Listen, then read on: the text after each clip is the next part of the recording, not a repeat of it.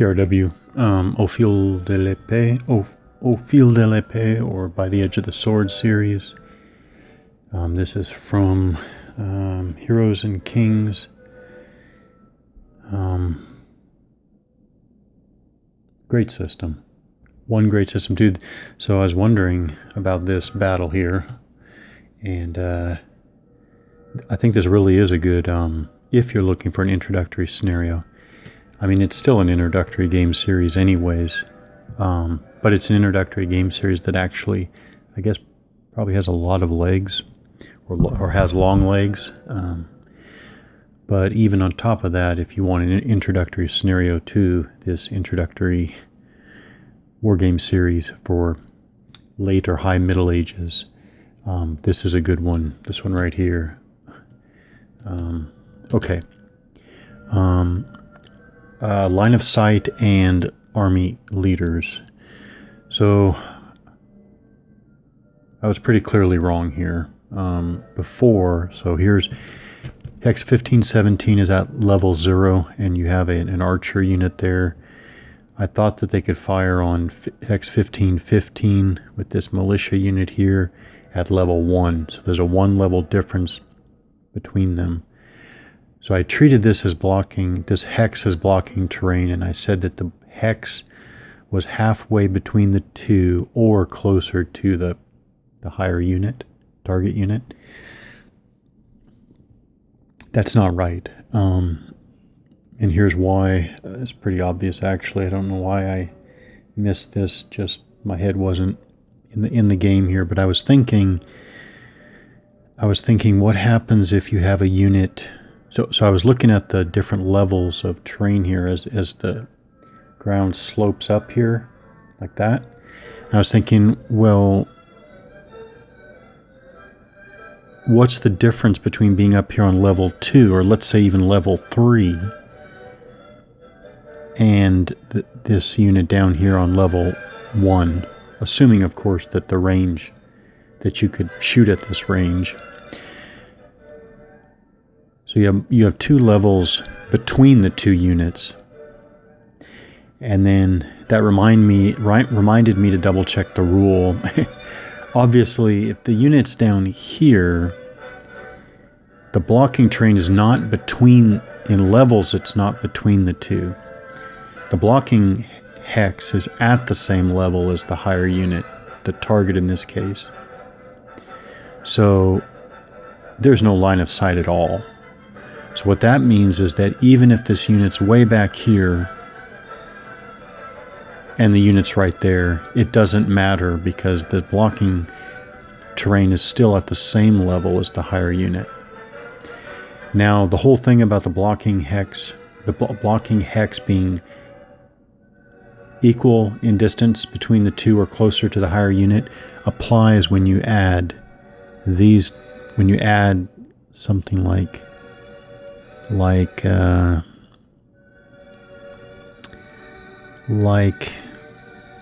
this. So the unit is at level 2, fire is at level 0 here. Now this blocking hex is higher than the lower unit, but lower than the higher unit. So here, this unit would have, so here's the blocking hex right here. So the unit would, so here the blocking hex is equal, well wait, here the blocking hex is equal distance between the 2. So there is line of sight. There's not line of sight here. Okay, so I should have got that. There's nothing unusual about that at all. Nothing unusual. I just wasn't clicking right now. For army leaders, let's look at that. So an army leader, and here's the problem. Henry's, is it Henry? Yeah, Henry's army here does not have an army leader, which makes me wonder, how do you do different things? Like, if this army, let me get this right, let me get the nationality right. If if the Franco-Norman, Franco-Norman. All right, Franco-Norman. I can remember that because obviously Henry I is Franco. Where's the Norman part?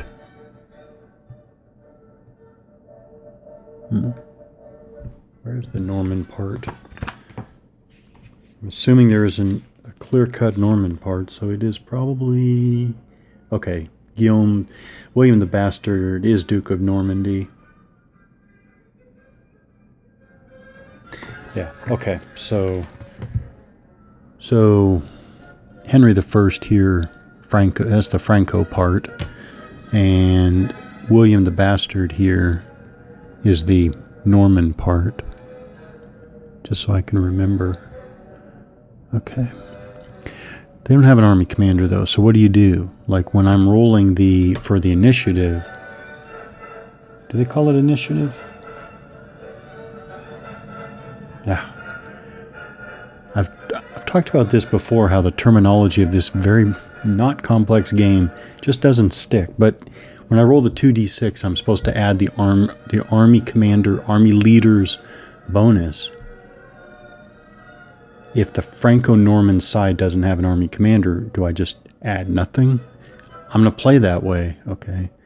But that, again, makes me wonder... What I'm wondering is, do the rules specify what you do when you don't have an army commander? And actually, let me make sure I got the terminology correct. I thought it was... does not have an army commander. So again, does that mean that none of the army commander rules apply and you just leave them out, ignore them? I'm assuming that. So army commanders, let's grab the army commander. An army commander, it's not him. It's, where is he? Probably here. No. Oh, he's here. Yeah, Guy. Here is the army commander. So here's the army commander, and here's the formation commander.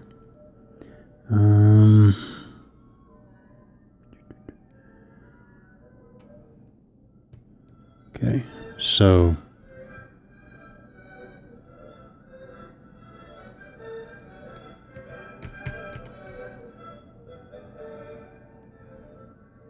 so the little banner flag, the little flag behind the bonus tells you that that's the army commander,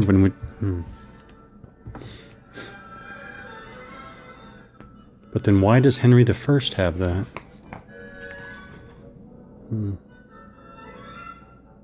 Army commander.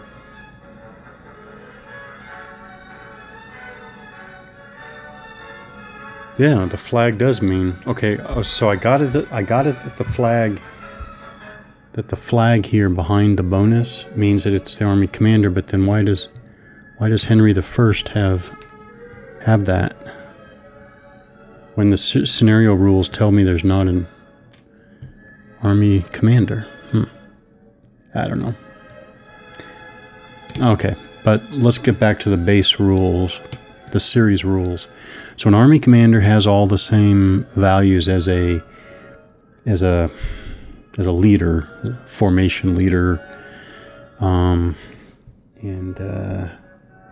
that's a banner or a coat of arms. So even the army commander has one. A bonus, there are 2 or 1, which is a die roll modifier. Command rating for activation process. That is something to remember. This is the command rating. This is something I've had to remember. Don't ever think of this as a die roll modifier. This is only, as far as I know, this is only for determining the turn order of formation activation. This is the die roll modifier. Okay. A command radius, 2 or 3 in this case, and a movement allowance, 6 and 6.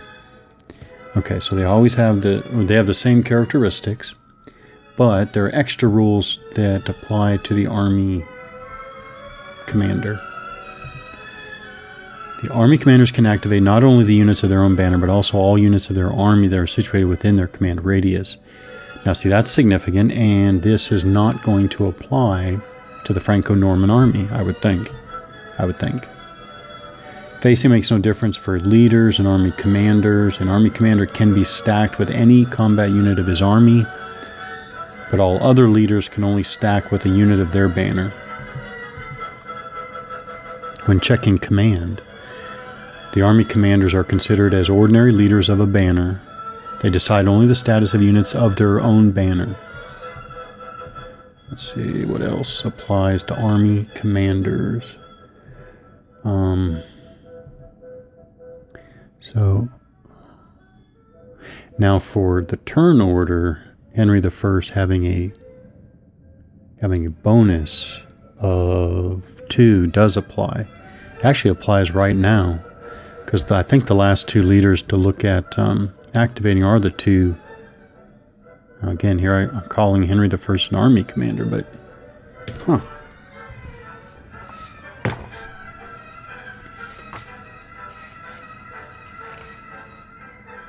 no, they don't list him as the army commander. They list him as just commander of the left wing. Yeah, so that is correct. He is not listed as army commander. But for the series rules, you still need an army commander's bonus to help determine turn order. So I guess you do use the 2. So it is initiative. Okay. When you roll a 2d6 and you add the army commander's bonus rating, that is initiative. What else applies? A leader can only move when he is activated. That makes perfect sense. The leader must end his movement stacked with a unit of his banner or of his army if he is an army commander. That makes perfect sense. If all units of his banner have been eliminated, a leader, unless he is the army commander, is removed from the game. That makes sense. Exception: when an army commander activates a unit which does not belong to his banner and which is stacked with a leader, then that leader must move with the unit in question. That doesn't apply here to not having an army commander.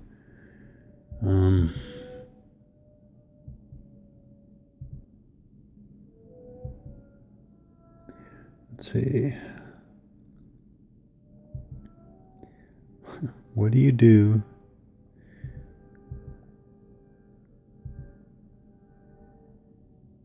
Well, yeah, there must be a point in the battle where your army commander is killed or captured. If a leader other than the army commander is freed after his banner has been completely destroyed.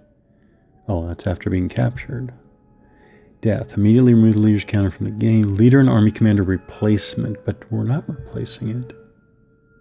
When an army commander is killed or captured, proceed. Friendly.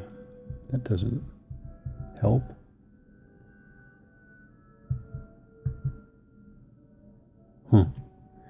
Doesn't actually explain. I am surprised, and I could have missed it. But I was looking for an explicit explanation for what you do when you do not have an army commander. Yeah, oh well. Again, I'm going to play using the assumption that any army commander specific rules just don't apply, and I just ignore them. So when I roll initiative for the Franco-Norman army, I'm just rolling 2d6, adding nothing for just the roll. Okay. So yeah, we'll go back here because I do believe we're at the last 2 activations. So we're going in order, ascending order of command rating. So 3 and 3. Henry I has a. Oh, wait a minute. They have the same bonus. Henry I has a bonus of 2, and Guy has a bonus of 2. So there's actually a way to break that tie. I think the attacker goes. First. But so I'm going to small bonus. Start by activating the leader belonging to the attacking player. Yes. Now I can't remember which one's attacking or defending. Is it the Franco-Norman army or the rebel army that's the attacker? I cannot remember. Okay, Franco-Norman army are attacking. So Franco-Norman. Okay, so Henry the First goes as opposed to Guy. Oh, I know why. I paused before, because Henry the First is going to charge all of his units, and should have a fair amount of combat there.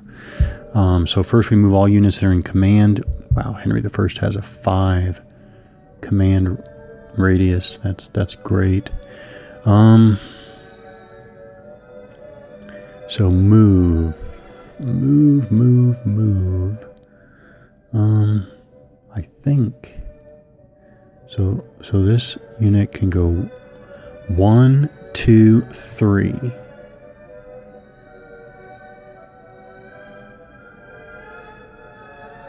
I guess he'll just melee. He'll go 1, 2 for going up the rise 3. Alright, Henry the First will charge 1.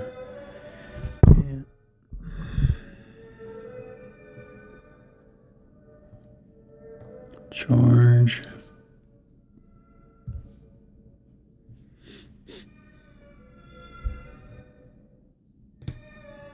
These are in the wrong spot. Alright, 1, 2, 1, 2. Is he charging up? No. So he'll charge 1, 2, 3, 4. 1, 2, and he moved. So he is so he has that penalty. Oh, last with the militia. 1, 2, 3. Actually, no. 1, 2, 3, 4. That. Okay. So that's movement with charge declarations. Now I think it's going to be fire.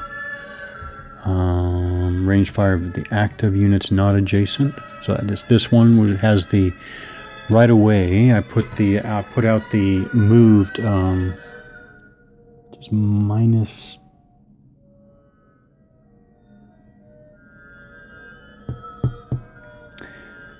Oh, I'm looking on the wrong table. -1. So I'm right away. I'm putting out -1 because he moved. That's a starting. He rolls a low 4. Is he firing up? Yes, he is firing up 1 level. Does that matter? Up 1 level? No. No. And then it's a small unit. It's only strength of 2. So that's another one. I don't think he's going to get it. He's an archer. Oh, this is what I was wondering about the light bows. I think the special rule about light bows is that all the bows in this battle are light bows.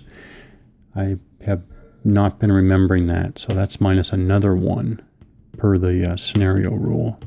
And again, I think all the bows in this battle are considered light bows. Again, the scenario rule is the light bows used in the battle were not very effective. All fires resolved with an extra -1 modifier to all other modifiers. Yeah, so I think I added that. So yeah, he's not going to get it. Not even close. So target is militia.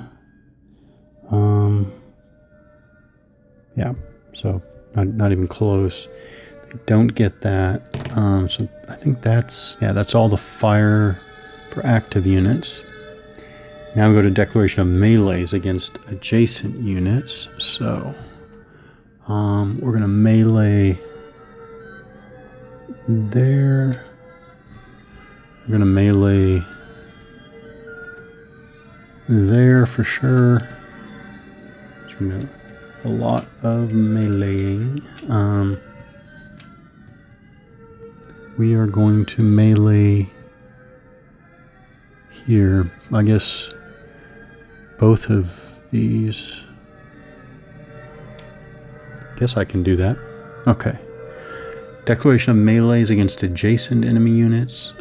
Resolution of melees, but starting with the charges.